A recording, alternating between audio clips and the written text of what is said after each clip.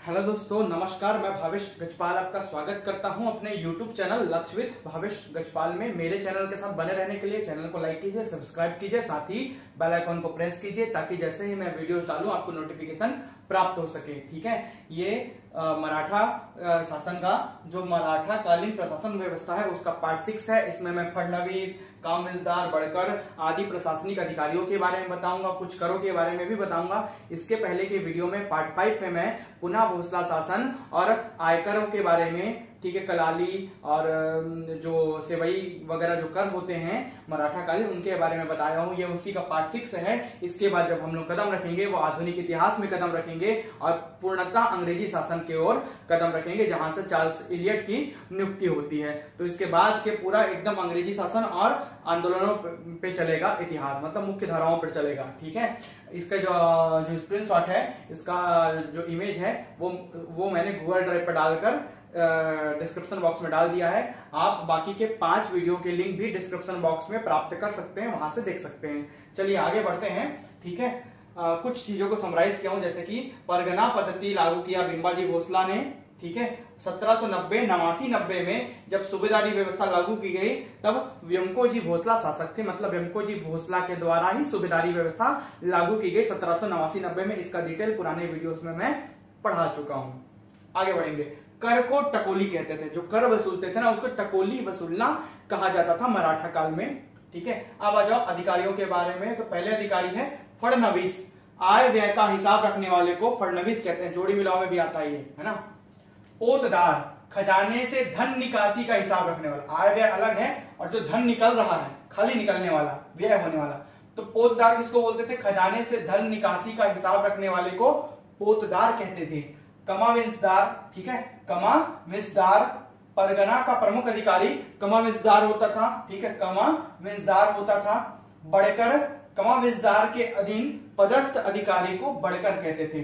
कमाविंसदार के अधीन, ठीक है, पदस्थ अधिकारी को बड़कर कहते थे। कमाविंसदार जो सूबेदारी प्रथा का प्रमुख अधिकारी था, ठीक है, और उसके अंतर्गत बड़कर होते थे। अब आ जाओ माल चपरासी। ठीक है, चपरासी है ना,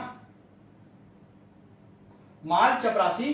तो कमाविंसदार के अधीन ये भी माल चपरासी भी काम करते थे। बरार पांडे, पंडित पांडे, इसको बहुत बार पूछा गया, इसके बारे में लिखने भी आता है। तो बरार पांडे गांव की निरीक्षण कर लगान की जानकारी लेने वाला। जो लगान की जानकारी देगा वो बरार पांडे होगा। जो लगान की जानकारी देगा वो कौन होगा? बरार। बरार करना, बरारले बोलते हैं छत्तीसगढ़ी में या हिंदी में हम लोग बरारले बोलते हैं। बरार करना मतलब टुकड़े टुकड़े को इकट्ठा कर लेना, इनसे सब कुछ से बरार ले लो, तो इकट्ठा कर लेना, अर्थात लगान की जानकारी को इकट्ठा करने वाले अधिकारी को बरार पांडे कहते हैं।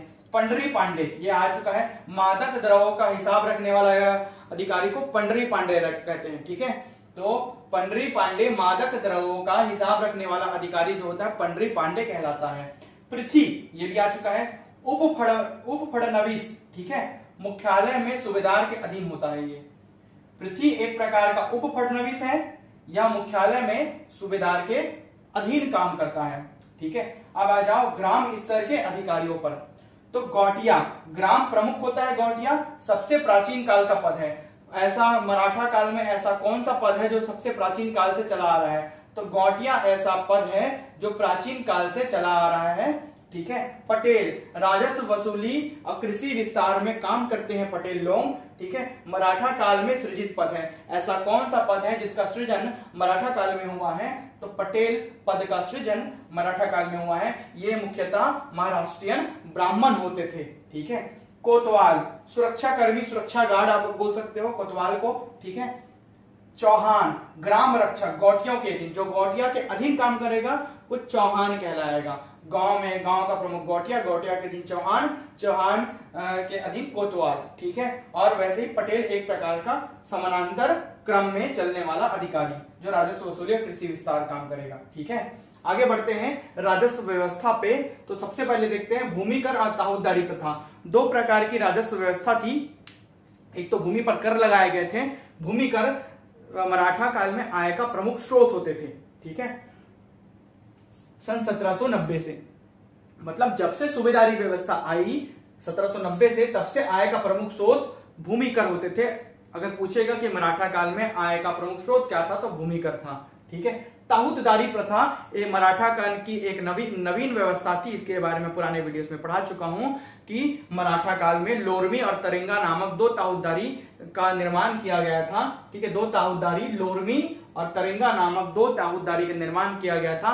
ताहूतदारी भूमि ऐसी भूमियां होती हैं जो बंजर और त्यज्य होती हैं, कृषि करने योग्य नहीं होती, जिनको कुछ वर्ष के लिए जमींदारों को लीज पर देकर, रेंट पर देकर उस भूमि को कृषि योग्य बनवाया जाता है। ठीक है, और वहां से कर वसूला जाता है। तो इस प्रकार की ताहूतदारी प्रथा राजस्व व्यवस्था में शामिल है। प्रशासन के दो भाग होते थे। मराठा कालीन प्रशासन में दो भाग थे, एक थी खालसा भूमि, दूसरी थी जमींदारी क्षेत्र। खालसा क्षेत्र अर्थात खालसा भूमि और जमींदारी क्षेत्र। खालसा भूमि क्या होता था?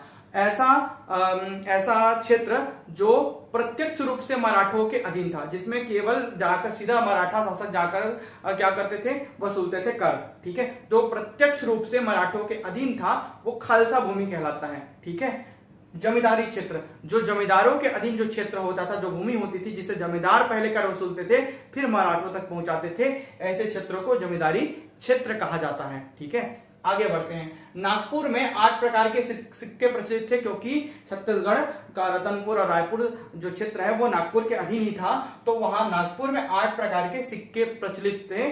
8 प्रकार के वहां पर राजाओं के नाम पर, जैसे कि रघु जी का रुपया प्रचलित था, अंगूलाल का रुपया, मनभट्ट का रुपया, शिवराम का रुपया, रामजी टाटिया का रुपया, जरी पट्टा रुपया, चांदी व जबलपुर रुपया। ठीक है, चांदी व जबलपुरी रुपया। तो इस प्रकार के कितने रुपया हो गए? 8। 1 2 3 4 5 6 7 और 8 प्रकार के सिक्कों का प्रचलन था नागपुर में। ठीक है, जेनकिंस के काल में पुलिस व्यवस्था स्थापित की गई थी। ठीक है, मराठा काल के एक प्रमुख, ठीक है, जो प्रमुख विस्तार करने वालों में जेनकिंस का नाम आता है, जो सन 1827 तक रहे।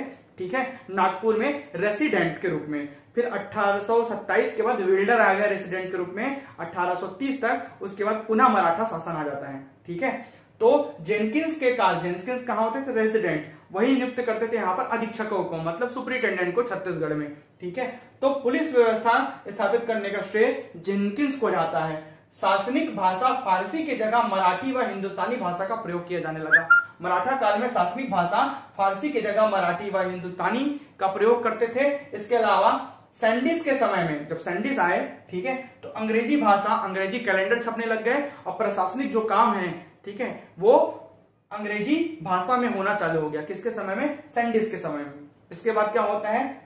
11 दिसंबर 1853 को रघुजी तृतीय की मृत्यु हो जाती है और उनके कोई पुत्र न होने के कारण दत्तक पुत्र निषेध, मतलब दत्तक पुत्र नहीं ले सकते थे डलहौजी की हड़प नीति के तहत, जिसके परिणाम स्वरूप 31 मार्च सन 1854 को, याद रखिएगा 31/3/1854 को नागपुर पूर्णतः विलय हो जाता है अंग्रेजी शासन में। ठीक है, तो नागपुर का विलय हो जाता है, विलय की घोषणा हो जाती है 31 मार्च 1854 को। इसी के बाद आते हैं कुछ समय बाद मिस्टर इलियट, प्रथम कमिश्नर चार्ल्स सी इलियट, जो कि प्रथम कमिश्नर बनकर आते हैं। इसके बारे में डिटेल में अगले वीडियोस में मैं पढ़ाऊंगा।